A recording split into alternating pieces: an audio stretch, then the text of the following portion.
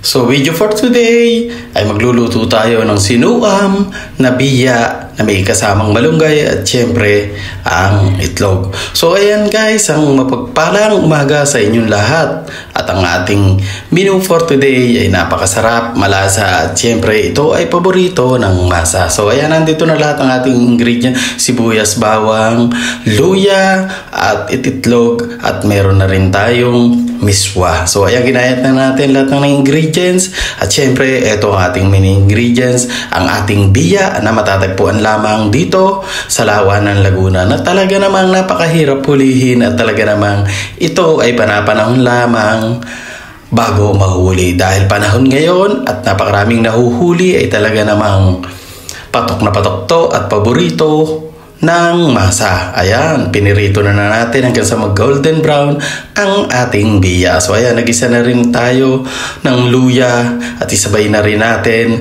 ang sibuyas at syempre isabay na nga rin natin ang bawang hanggang ito ay magbigay ng tamang aroma at tamang golden brown ng ating sibuyas, bawang at syempre ang ating luya. So ayan guys, sinama na natin ang hugas bigas at syempre ang isa sa ating ingredients na talagang napaka-vitamina ay ang malunggay. So ayan guys, pagkatapos nating pakuluin, syempre ilagay na rin natin ang itlog. Ito ay nagsisilbing pang-ulam din, dagdag ulam ang itlog. So ayan, hindi natin haluin ang itlog at hayaan lang natin maluto ng buo. Siyempre, ito ang nagbibigay pampalapot ang ating miswa. So ayan guys, ang miswa ay may taglagay na rin na alat, kaya hindi muna tayo maglalagay ng ating patis. So ayan, ang ating piniritong biya ay may gliding alat, kaya maya na tayo maglalagay ng patis.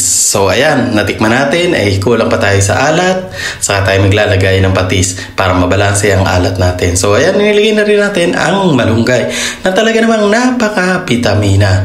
So ayan guys, malapit na maluto ang ating napakasarap na sinuam na biya na may malunggay at syempre may itlog. So ito ang paborito ng masa, ang tinatawag natin ditong sinuam na biya na may kasamang itlog. Tara na, lantakan na natin mga kapod lovers, mga kabuknoy palaboy TV.